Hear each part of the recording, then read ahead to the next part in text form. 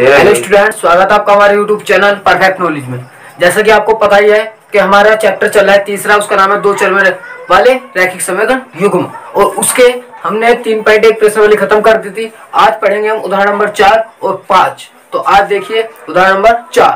तो 4 क्या कह रहा है कि ग्राफ द्वारा जांच कीजिए, कि ग्राफ के द्वारा जांच करना है कि समीकरण युग्म x + 3y = 6 और 2x - 3y = 12 संगत है। किससे पता करना है ये बात? ग्राफ द्वारा। यदि ऐसा है तो उन्हें ग्राफ द्वारा हल कीजिए, यदि ऐसा है संगत है तो उन्हें ग्राफ के द्वारा हमें हल करना है। तो चलिए करते हैं। तो कुछ नहीं करना, जो समीकरण दी है सबसे पहले उसे लिख लेंगे। तो पहली समीकरण x + 3y बराबर आपको दी है 6, इसे नाम 1 दे देंगे।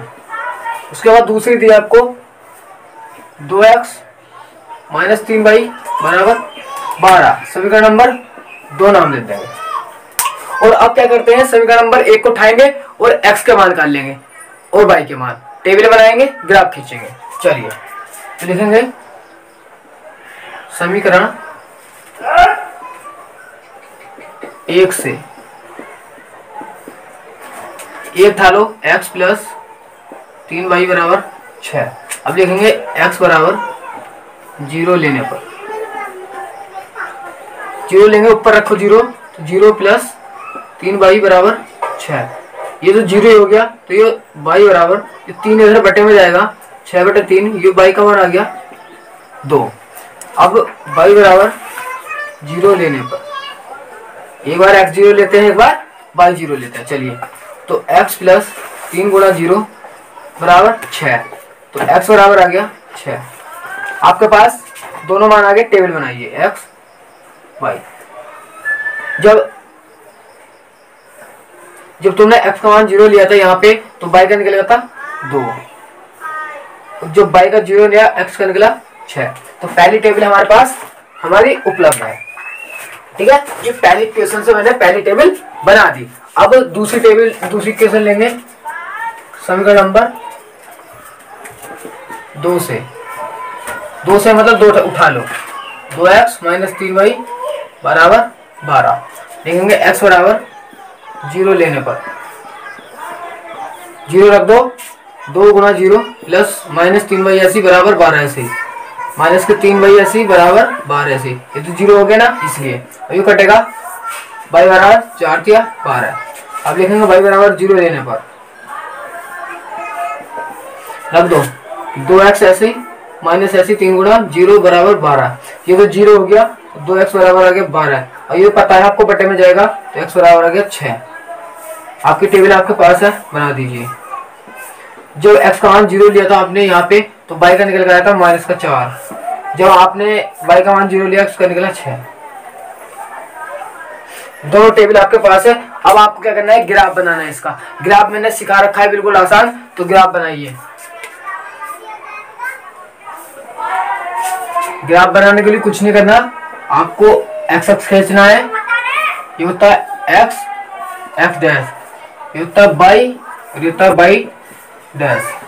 ये बीच का बिंदु 0। देखो आपका जो चल रही है 6 तक जा रहे हैं और -4 यानी कि 1 का डिफरेंस ले लेंगे।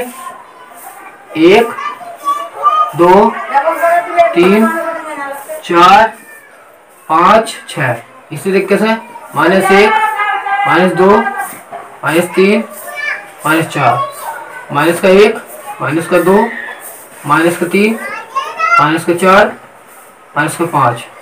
ये 1 2 3 4 5 6।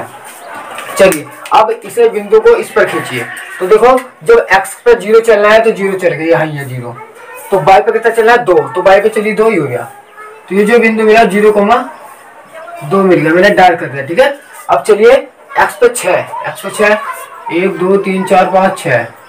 y पे कितना चल रहा है 0, तो y पे तो 0 हो गया, तो 6,0 ये आपको मिला। और इससे ये मिला दीजिए, ये वाला बिंदु ये इससे मिला दीजिए। इस तरीके से रेखा निकल गई हमारी।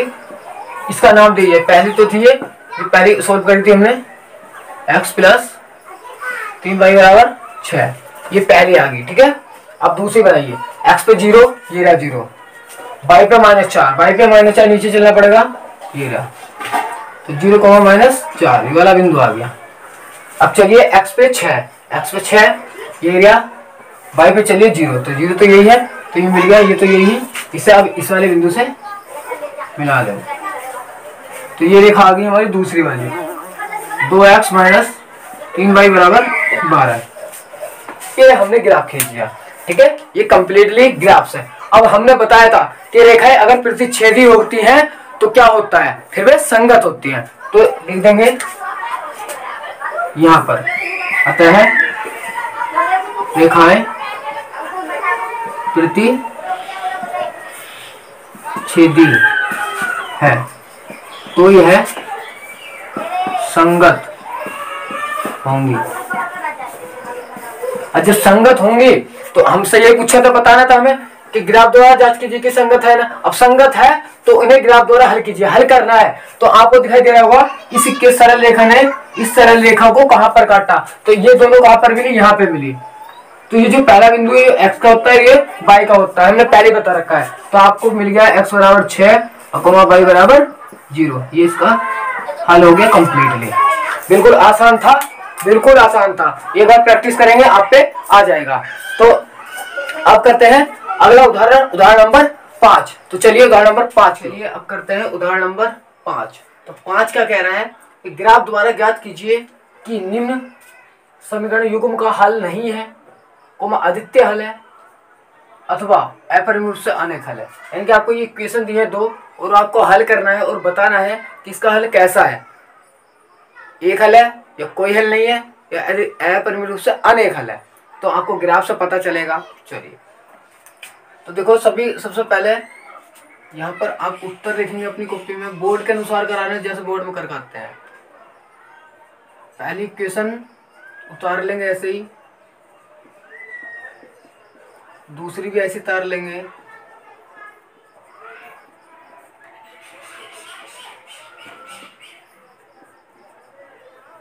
बराबर। इसको पहले को पहला नाम देंगे, दूसरी को दूसरा नाम देंगे। इतना काम आसान है। अब देखो पहली इक्वेशन तो सीक्वेंस में सही है, दूसरी देखो अंश बटे हर में यानी कि भिन्न में है। तो क्या करेंगे, इसे पहले व्यवस्थित करेंगे। तो लिखूंगा मैं कि समीकरण नंबर 2 को व्यवस्थित करने पर, ठीक है, करो उतार लेंगे 3x - 24/5 y + 3/5 = 0, ठीक है। अब इन देखो इसके नीचे एक असम्य एलसीएम आ गया 5 एलसीएम आया। तो देखो 5 में 1 से भाग देंगे कितना का 5, और 5 की गुणा ऊपर हो जाएगी, हो जाएगा 15x माइनस 5 में 5 से भाग देंगे 1 आएगा, 1 की गुणा 24 में करेंगे 24 ही रहेगा, 24y प्लस 5 से 5 में भाग देंगे 1 ही आएगा, 1 की गुणा 3 में करेंगे 3 ही रहेगा, बराबर 0। अब ये इधर बटे में इधर गुणा में जाएगा तो 0 बन जाएगा। तो 15x - 24y + 3 = 0। इसमें से 3 कॉमन है, आपको स्पष्ट दिखाई दे रहा है। यहाँ बचा 5x, यहाँ बचा इसमें 3 आ गया तो 3 × 8 = 24y + 1 = 0। यो 3 जो है इधर गुणा में है, इधर बटे में जाएगा तो कितना हो जाएगा 5x - 8y + 1 = 0। समीकरण नंबर नहीं दे दी, नाम 3, ठीक है। तो हमारी 1 और 3 बिल्कुल राइट आ गई। तो पहले 1 को हल करूंगा फिर 3 को हल करूंगा, इनके मान काट लेंगे, ठीक है, टेबल बना लेंगे और फिर इसका ग्राफ खींचेंगे और फिर पता चल जाएगा कि इसका हल कैसा है ग्राफ से, ठीक है। तो चलिए मैं इधर कर रहा हूँ, इसे आपको नीचे ही करना है, ठीक है। तो लिखेंगे समीकरण नंबर 1 से मतलब 1 ले लो, तो 1 ये रही या ये भी 1 ही थी, 1 = 0। अब लिखेंगे देखो अगर मैं x का मान 0 ले तो मुझे पता है y का 1/8 मिलना है। तो कुछ ऐसा मान लीजिए जो 8 से कट जाए। तो हम लेते हैं x = 3 लेने पर। आप कुछ भी ले सकते हैं, बस अपने दिमाग से सोचना है। अब हर सवाल में 0 ही नहीं हो सकता है ना। तो सोचा अगर देखो 3 लिया तो 5 या 15 और 16, पाते 15 और एक 16, 16 8 से कट जाएगा, तो इसलिए तो रख दो 5 गुणा 3 माइनस 8y प्लस 1 बराबर 0। ये हो गया पाते 15 माइनस 8y प्लस 1 बराबर 0। तो ये हो गया 15 एक 16 माइनस 8y बराबर 0। ये 16 इधर गया तो माइनस का 8y बराबर माइनस का 16, माइनस से माइनस कैंसिल और 8 से कटा 2 बार, y का मान आ गया 2। यहाँ तक क्लियर है इतना। अब क्या करेंगे, अब y बराबर लेंगे, y बराबर देखो अगर y बराबर 0 लूँ तो x का कितना आने वाला है, आपको दिखाई दे रहा है 1/5 आएगा। अब 1/5 ग्राफ पे खींचना बहुत मतलब बहुत नीचे पहुंचेगा, वो 1 से भी बहुत नीचे, तो इसलिए हम कोई संख्या ढूंढेंगे जो हमारी आसानी से कट जाए। अगर y की जगह हम कुछ ऐसी संख्या माने कि इसे जोड़ के ये हो जाए, तो देखो 3 मान लेंगे। देखो 8 3 नहीं 2 मान लो, 8 दूनी 16 और 16 में से एक जाएगा 15, 15 5 से कट जाएगा, 2 मान लो, 2 लेने पर देखो रखो 5x ऐसे ही माइनस 8 गुणा 2 प्लस 1 बराबर 0। 8 दूनी 16 माइनस का 16 प्लस 1 बराबर 0। 16 में से एक गया 15 बचेगा, 5x माइनस के 15 बराबर 0। ये इधर लेके जाओ तो 5x बराबर आ गया 15 और ये कटा x बराबर आ गया 5 के 15 3। अब टेबल बना देंगे, इसकी टेबल मैं यहाँ बना रहा हूँ, आपको दिखाई नहीं दे रहा होगा शायद, नीचे ज़्यादा है। जब x का मान आपने कितना लिया था 3 लिया था, तो y का कितना निकल गया था 2। जब y का आपने 2 लिया, x का निकल गया 3। ये आपकी टेबल पहले आ गई, ठीक है। अब समीकरण नंबर 1 से हमने अपनी टेबल बना दी है। अब समीकरण नंबर 3 उठाएंगे, क्योंकि हमारी ये 2 व्यवस्थित नहीं है ना, तो 3 पे काम करेंगे। तो समीकरण लिखेंगे, यहाँ लिख रहा हूं मैं समीकरण नंबर 3 से, ध्यान से 3 लिख लो। क्या है 5x माइनस 8y प्लस 1 बराबर 0। फिर से देखिए, मैं आपको दिखा दूं कि जो इक्वेशन पहले थी सेम ये है ना, तो मान भी ऐसे उठा लेंगे, कोई जरूरी नहीं है अलग मान उठाना।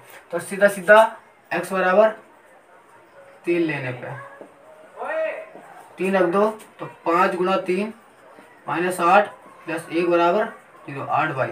5 या 15 16 माइनस के 8y, और ये 16 इधर जाएगा, या एक बार लिख दो चलो, बराबर 0। तो माइनस के 8y बराबर माइनस का 16, माइनस से माइनस कर गया 8 दूनी 16, y बराबर आ गया 2।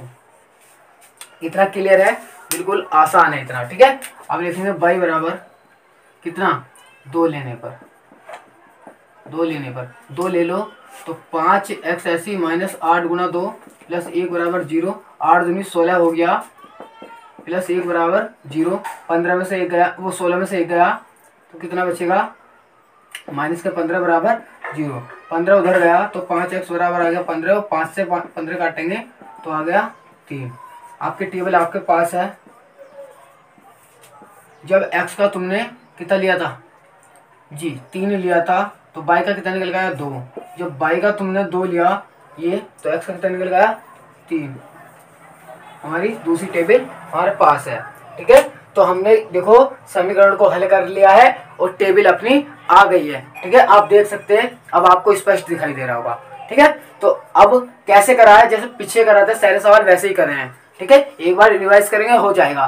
तो अब इसका खींचते हैं ग्राफ खींचेंगे। मैं पहली और जो मेन इक्वेशन ये छोड़ दूंगा और इसकी टेबल यहाँ बना लेंगे, ठीक है। उसके बाद ग्राफ खींचेंगे, ठीक। आपको नीचे सीधा ग्राफ खींचना है। तो चलिए अब खींचते इसका, देखिए इसका ग्राफ। तो देखिए मैंने सारा रफ कर दिया है, इक्वेशन और इसकी टेबल, इक्वेशन और इसकी टेबल बची है, ठीक है। दोनों इक्वेशन आपको सेम दिखाई दे रही है, बिल्कुल सेम ही है। चलो ग्राफ खींचते, ग्राफ से पता चल जाएगा इसका हल कैसा है। ये हमारा 0 जो x इतना आपको पहले कर लिया है मैं, ठीक है। ये 0, अब इसका ग्राफ खींचिए। पहले बिंदु लिख लेंगे इस तरीके से 1 2 3 4, 1 2 3 4 5।